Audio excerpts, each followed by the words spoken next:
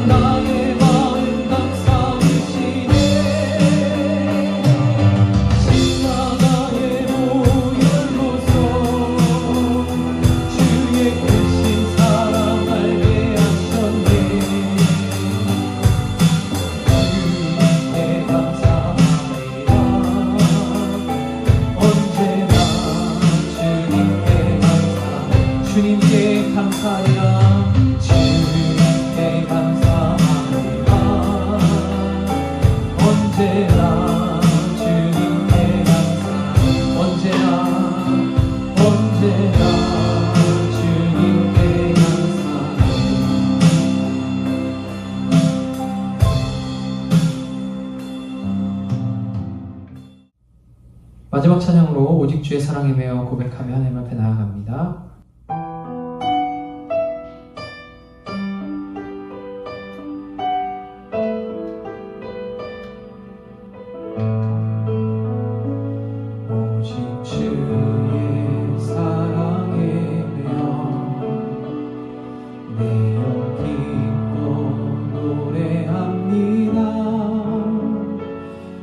소망의 언덕 기쁨의 땅에서 주께 사랑드립니다. 오직 주의 임재 안에 갇혀 내 영 기뻐 찬양합니다. 이 소명의 언덕 거룩한 땅에서 주께 예배드립니다. 주께서 주신 모든 은혜 나는 말할 수 없네. 내 영혼 즐거이 주 따르렵니다.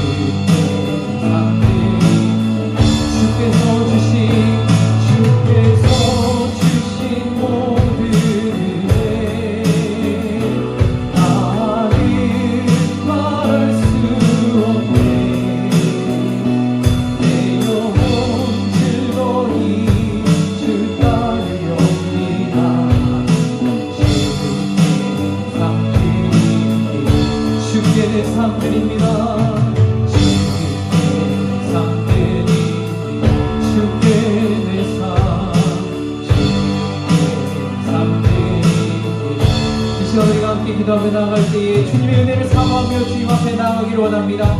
주님의 은혜가 풍성하게 우리들의 심령 가운데 부어져서 정말 이 찬양의 가사와 같이 주께 나의 삶을 드립니다라는 고백이 우리들의 삶 가운데 항상 흘러넘칠 수 있는 우리들의 모습이 되게 하여 달라고 우리 그 은혜를 사모하며 주님께 함께 기도하며 나아가도록 하겠습니다. 함께 기도하도록 하겠습니다.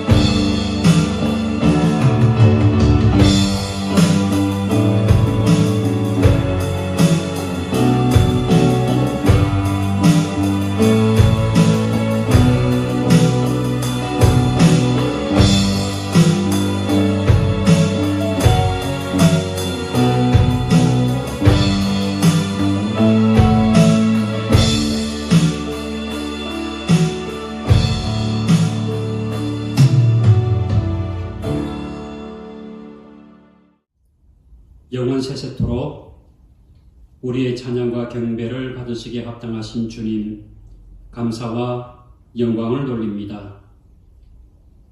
2월의 마지막 주일, 또 2월의 마지막 날을 맞이했습니다.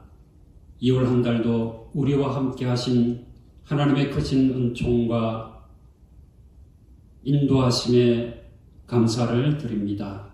하나님, 오늘도 저희들이 신령과 진정으로 하나님 앞에 나아가오니 저희들이 드리는 이 예배를 기뻐 받아 주옵소서. 우리의 신앙 고백, 또 신앙 고백 속에서 이루어지는 우리의 삶의 여러 가지 모습, 또 예배를 맞이하면서 준비하여 드리는 우리의 예물과 또 우리의 삶을 하나님께서 기뻐 받으시는 예배되게 하여 주옵소서. 우리의 마음이 흐트러지지 아니하게 하시고 가정에서 또 삶의 터전에서 예배를 드리지만 오직 우리의 마음을 집중해서 하나님을 향하여 있게 하시고 하나님께 예배하며 소홀하지 아니하도록 우리의 마음을 다잡아 주옵소서. 또한 우리의 환경을 주장하여 주심으로 하나님의 인도하신 가운데 말씀의 은혜, 기도 응답의 축복하심을 누리는 예배되게 하여 주옵소서. 우리의 가정, 또 몸된 교회와 이 민족, 온 세계 열방 위에도 하나님의 은혜가 풍성하기를 원하오며 존귀하신 우리 주 예수 그리스도의 이름으로 감사하오며 기도하옵나이다. 아멘. 교회 소식입니다. 사랑하는 성도 여러분, 한 주간도 잘 지내셨습니까? 어느덧 2월의 마지막 날, 마지막 주일을 맞이했습니다. 한 달 동안도 함께 하신 하나님의 은혜에 감사를 드리고, 또 이제 3월을 새롭게 출발할 때 3월 한 달 동안도 하나님 함께 하여 주심으로 승리로 또 건강한 새로운 달이 되어지기를 주님의 이름으로 축복합니다. 자, 한 주간도 건강하시기를 바랍니다. 준비하신 예물 찬송가 215장 찬양하며 하나님께 올려드립니다.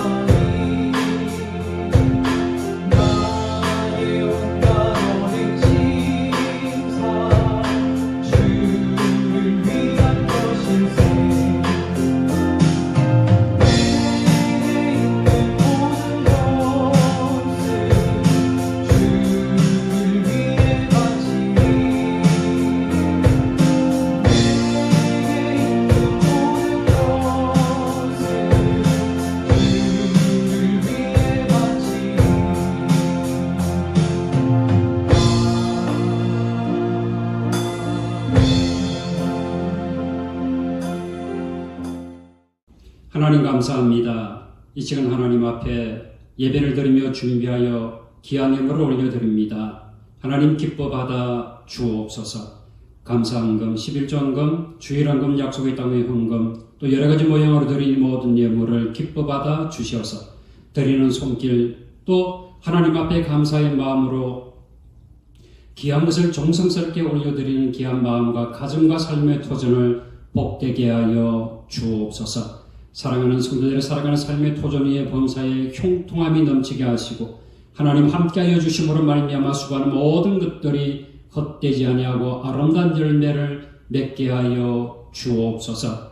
자녀들에게 지혜와 총명을 다하시며 저들이 믿음 안에 잘 성장해서 가정의 기쁨이 되게 하시고 교회의 일꾼 그리고 나라와 민족과 온 세계 열방을 위하여 하나님 앞에 쓰임받는 자 되게 하여 주옵소서. 청년들의 학교를 지도하시며 사랑하는 장년부 하나님 영육간의 강건함을 더하시고 가정을 이끌어가고 또 사회를 하나님의 은총 가운데 맡음과 사명을 감당해 나아갈 때에 지혜를 다하시고 강건함을 더하시고 능력을 베풀어 주시옵소서. 하나님 이제 백신이 이 민족도 보급이 되고 있습니다. 원활하게 잘 보급이 되어지게 하시고 또한 치료제가 또 보급이 되어짐으로 말미암아 하루속히 코로나에서 해방될 수 있도록 일상의 삶으로 복귀할 수 있도록 하나님 은혜를 베풀어 주시옵소서.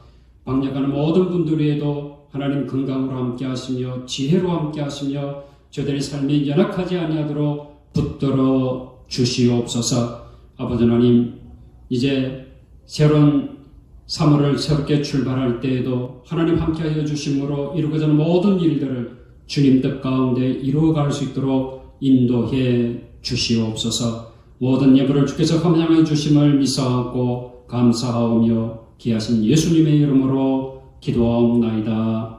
아멘. 하나님의 말씀 봅니다. 요한복음 3장 22절부터 30절까지 말씀. 신약성경 146페이지입니다. 요한복음 3장 22절부터 30절까지 말씀 봉독합니다. 그 후에 예수께서 제자들과 유대 땅으로 가서 거기 함께 유하시며 세례를 베푸시더라.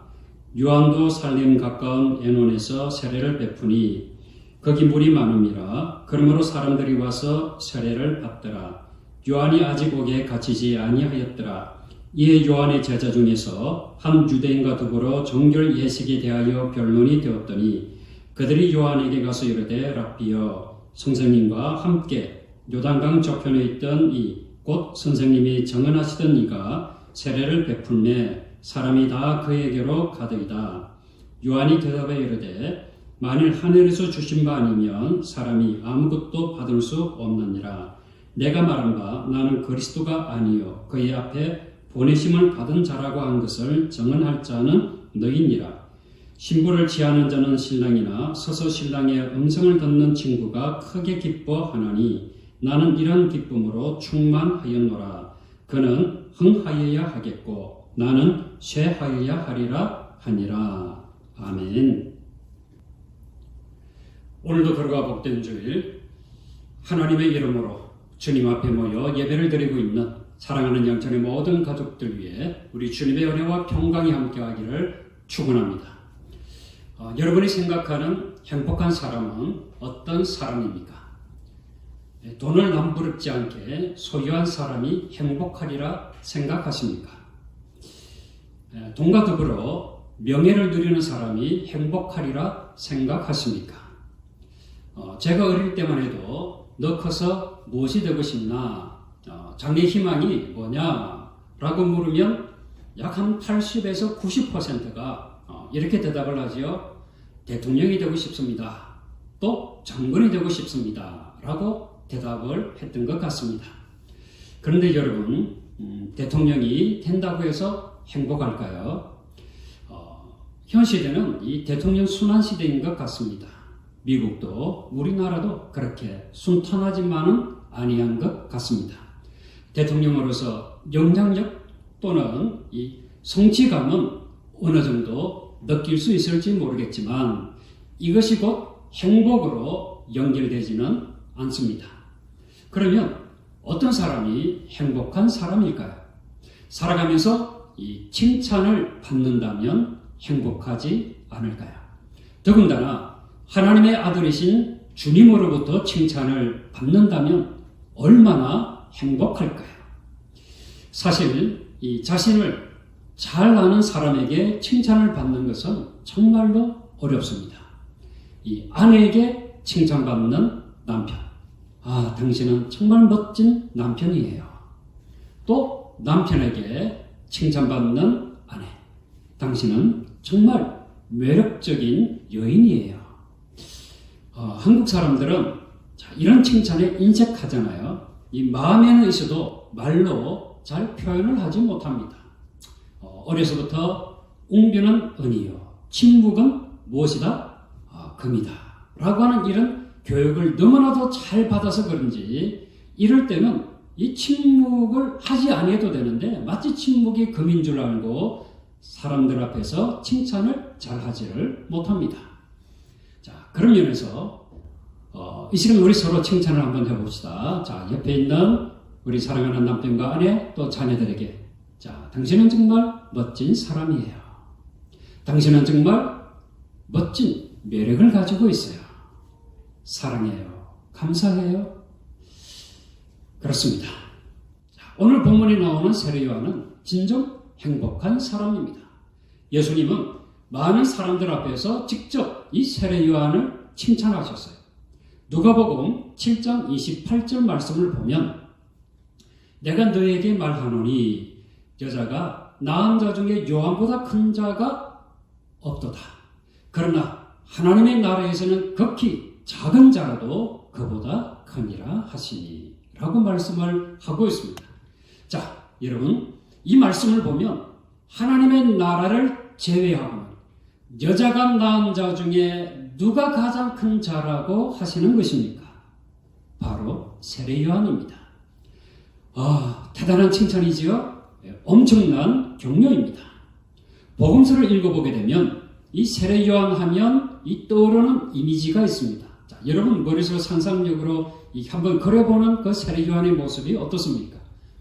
광야의 사람, 또 투박한 사람, 정의로운 사람, 충성스러운 사람, 그리고 주님 앞에서는 낮은 사람, 겸손의 사람입니다. 세례 요한을 보면 이런 면은 좋은데 저런 면은 좀 그렇다 라고 할 만한 면이 그렇게 딱히 찾아볼 수가 없습니다. 사실 이 사람들의 칭찬은 때론 양면성을 가지고 있습니다. 방송에 나오거나 우리에게 이렇게 잘 알려진 신앙인들을 보게 되면 삶의 연륜도 있고 또 신앙도 좋은 사람이 많이 있습니다. 그런데 사람들이 그런 신앙인들을 향해 이게 무엇이라고 말하는 줄 아십니까? 연륜은 있는데 깊이가 없다. 여러분 이 말이 이해가 되시나요? 자, 말은 잘하는데 진실성이 느껴지지 않는다. 신앙의 뿌리는 깊은 것 같은데 상냥하게 보이지 않는다. 자, 여러분 연륜이 있어 이해의 폭이 넓습니다. 이를 부지런히 해서 다른 사람의 목까지 감당합니다. 말을 잘하는 것 이 시대의 장점입니다. 신앙의 뿌리가 깊이 박혀 있어서 흔들리지 아니하는 것 안정감이 장점입니다. 이 모두가 상당한 장점이지요. 칭찬받아 마땅합니다. 그런데 사람들은 꼭 한마디를 그 사람에게 거둡니다. 모든 면이 다 마음에 들지 않기 때문이지요.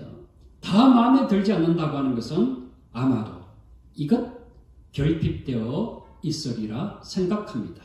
이것이 뭘까요? 바로 겸손입니다. 아무리 훌륭한 사람도 겸손하지 않으면 진정한 존경을 받을 수 없습니다. 사람들은 그 사람 앞에서 인정을 할 수 있고 또 칭찬을 할 수도 있습니다. 그러나 뒤돌아서서 그 사람이 없는 장소에서는 재수없는 사람이라 라고 흠을 잡기도 합니다. 우리나라도 이 민족과 사회를 위해서 또 훌륭한 일을 하는 사람이 많습니다. 훌륭한 인재가 많은 것이요. 특별히 이 기독교인들 가운데서도 하나님과 교회를 위해서 모범적으로 봉사하고 헌신하는 사람이 많이 있습니다. 정말 뛰어난 이 기독 인재들입니다. 한참 일을 할 때는 언론에서 칭찬을 하고 사람들이 존경을 합니다. 그런데 시간이 지나고 보니 그때의 칭찬은 사라져 버립니다. 칭찬과 존경이 사라져 버리고 지탄의 대상으로 전락하고 마는 것입니다. 여러분, 그 이유가 무엇일까요? 그런 일을 한 목적이 하나님과 민족과 교회를 위해서가 아니었다라고 하는 것입니다. 자신의 목적을 추구하고 자신의 부와 명예를 채우기 위해서 일했기 때문입니다. 이런 사람에게 있어서 신앙이란 무엇일까요? 자신의 이기적인 야망, 만족을 채우기 위한 도구에 불과했습니다. 위대한 사람, 훌륭한 사람이 이 겸손한 사람이 되는 것은 그리 쉬운 일이 아닌 것 같습니다. 조그마한 일을 이루어 놓아도 스스로 너무 대견하게 여겨 도저히 자랑하지 아니하고서는 배길 수 없는 것이 사람들의 심정입니다. 어떤 신학자는 그래서 이런 이야기를 합니다.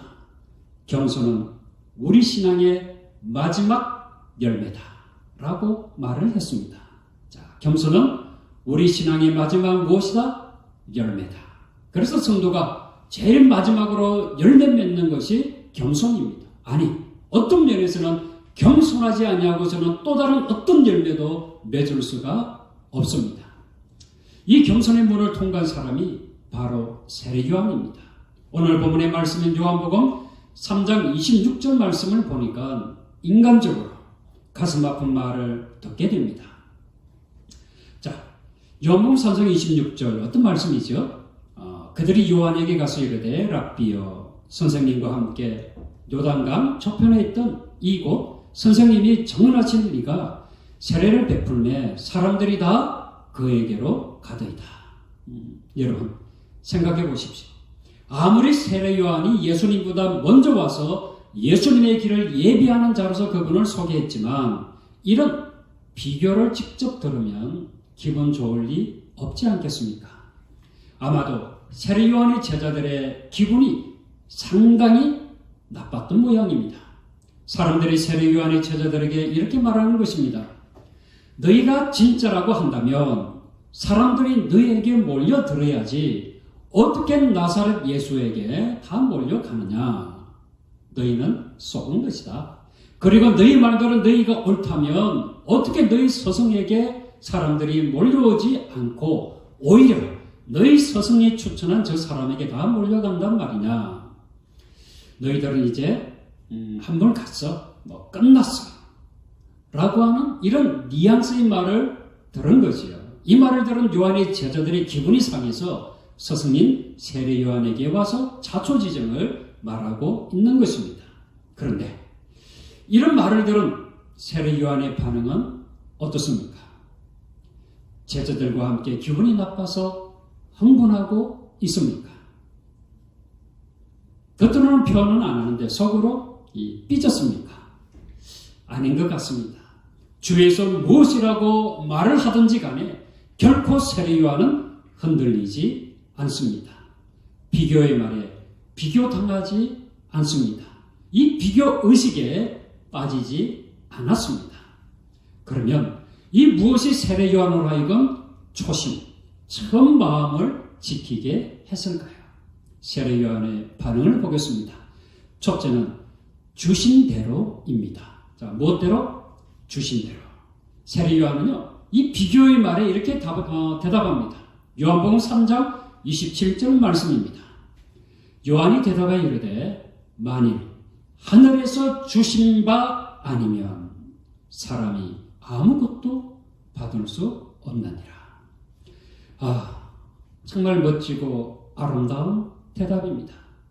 하늘에서 주신 바 아니면, 다시 말하면 하나님께서 주신 대로 이루어진다는 대답입니다.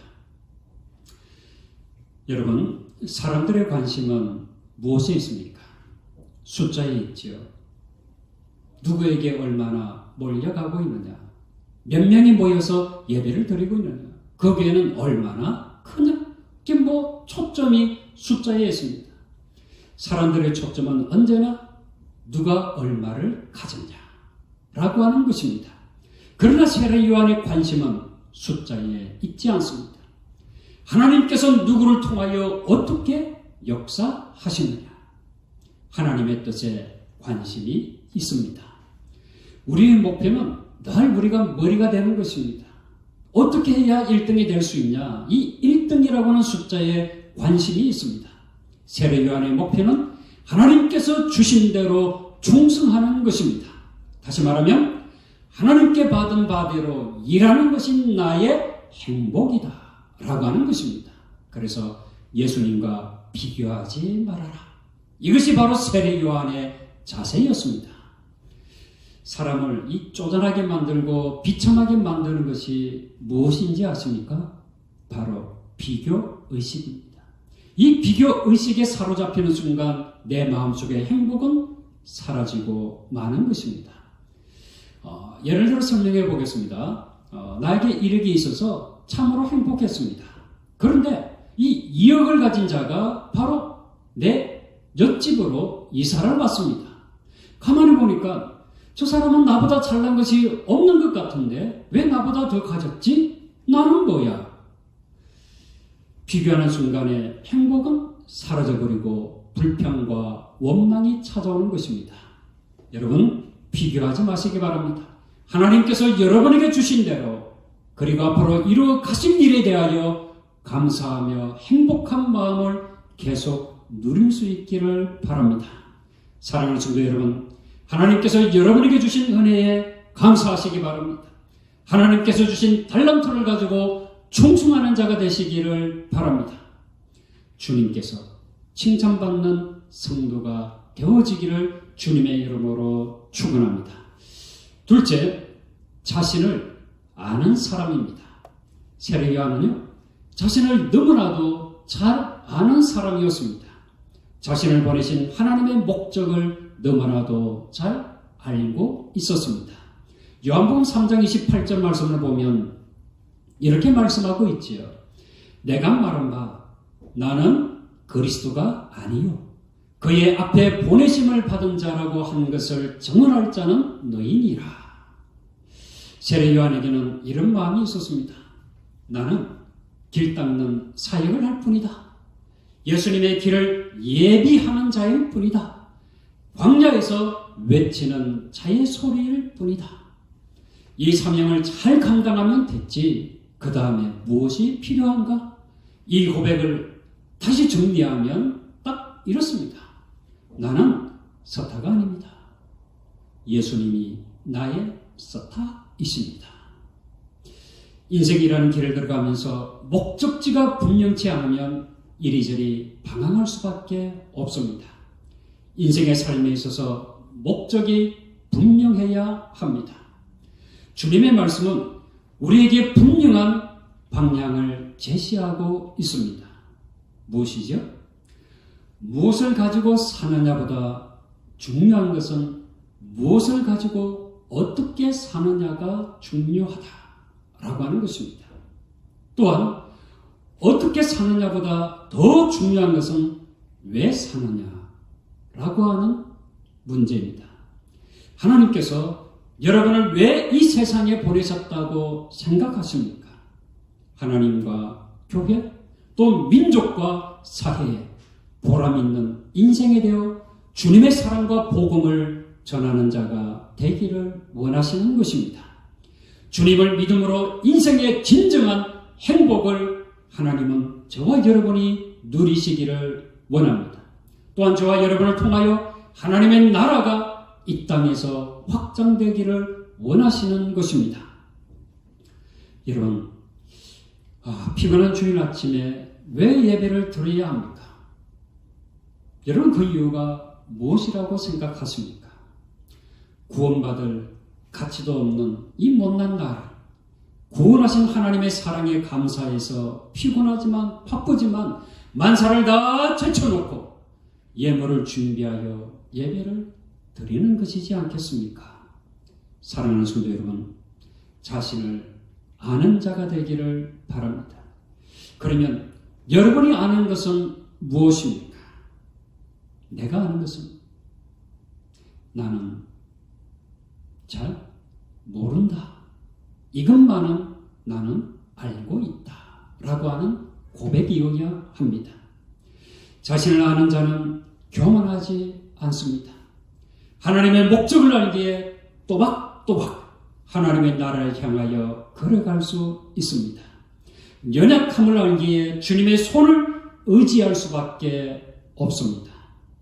부족함을 알기에 겸손의 무릎을 꿇고 하나님 앞에 기도할 수밖에 없습니다.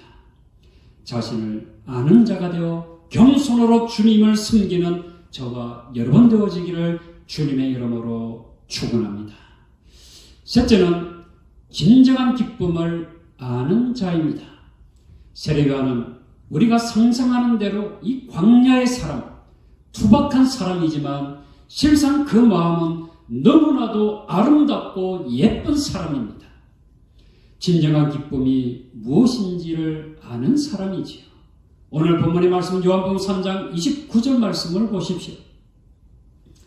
신부를 취하는 자는 신랑이나 서서 신랑의 음성을 듣는 친구가 크게 기뻐하나니 나는 이런 기쁨으로 충만하였노라.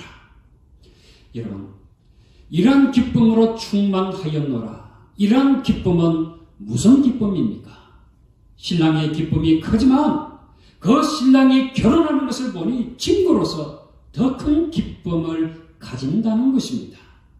나는 신랑이 아니다. 그러나 신랑 옆에서 신랑보다 더 큰 기쁨으로 충만하다라고 하는 고백입니다. 어떤 면에서 어려운 사람을 도와주는 것은 그렇게 어렵지 않을 것 같습니다. 왜냐하면 어려운 사람을 보면서 자신은 그렇지 않다라고 하는 다행스러운 마음 내지 이런 어떤 마음을 가질 수 있기 때문이지요. 그러나 남이 잘 되는 길에 진정으로 같이 기뻐해 주는 사람은 그리 많지 않습니다. 성공한 사람을 더 잘 되게 도와주는 것은 정말 힘든 일입니다. 시기심과 질투심이 찾아오기 때문이지요. 그렇습니다. 우리에게 찾아오는 시기심과 질투심은 우리의 행복과 감사를 빼앗아갑니다. 내가 가지지 못한 것을 저 사람은 왜 가지고 있지? 저 사람이 나보다 잘난 것이 무엇이지? 비교하고 시기하고 질투하다 보면 내 마음속에 이루어진 하나님의 나라가 사라져 버립니다. 이런 면에서 우리는 한 단계 더 성숙한 신앙과 인격을 가져야 합니다. 함께 기뻐할 수 있어야 합니다. 슬픈 일에도 기쁜 일에도 마음을 함께 해야 합니다. 마음이 넓은 사람이 되어야 합니다. 절구하는 자와 함께 절구하고 우는 자와 함께 울 줄 아는 하나님의 백성이 되어야 합니다. 이런 자를 통해서 하나님은 더 위대한 일을 이루어 가시는 줄로 믿습니다. 결론적으로 세례 요한은 이렇게 고백합니다. 너무나도 멋진 고백입니다. 요한복음 3장 30절 말씀입니다. 그는 흥하여야 하고 나는 쇠하여야 하리라 하니라. 여러분, 예수님께서 왜 세례 요한이 여자가 낳은 자 중에 요한보다 큰 자가 없도다 라고 하셨는지 이해가 되십니까? 저와 여러분이 순간마다 이런 고백을 할 수 있다면 얼마나 좋겠습니까? 이런 고백으로 하루하루를 살아갈 수 있다면 얼마나 하나님이 기뻐하실까요? 아마도 우리의 머리를 쓰다듬으시면서 참으로 기특하다, 참으로 기특하다 라고 칭찬하시지 않을까요? 사랑하는 성도 여러분, 겸손으로 칭찬을 받은 세례 요한입니다. 겸손은 하나님께서 주신 대로 기쁨과 행복으로 사는 것입니다. 겸손은 자신을 아는 것입니다. 인생을 어떻게 살아야 하는지 모르기에 주님께 물어보는 것입니다. 주님께 물어보면서 살아야 바르게 살아갈 수 있습니다. 겸손은 진정한 기쁨을 아는 것입니다. 진정한 기쁨은 나를 통하여 주님의 기쁨이 더 커지는 것입니다. 그리고 나를 통하여 이웃의 기쁨이 채워지는 것입니다. 이 한 해도 진정한 겸손으로 칭찬받는 저와 여러분 되어지기를 주님의 이름으로 축원합니다. 기도하겠습니다. 사랑의 주님, 여자가 낳은 자 중에 가장 큰 자라고 칭찬을 받은 세례 요한, 그런 겸손으로 하나님 앞에 주신 대로 충성한 자였습니다. 또한 자신을 잘 알았기에 주님의 이름을 높여 들었습니다. 그리고 진정한 기쁨이 무엇인지를 알았기에 주님의 흥함을 오히려 기뻐하고 축하했습니다. 하나님, 오늘 우리 사랑하는 양천의 모든 가족들이 하나님 앞에 세례 요한처럼 겸손으로 칭찬받는 성도가 되게 하여 주옵소서. 예수님의 이름으로 기도하옵나이다. 아멘. 소유찬송으로 찬송가 442장 찬양합니다.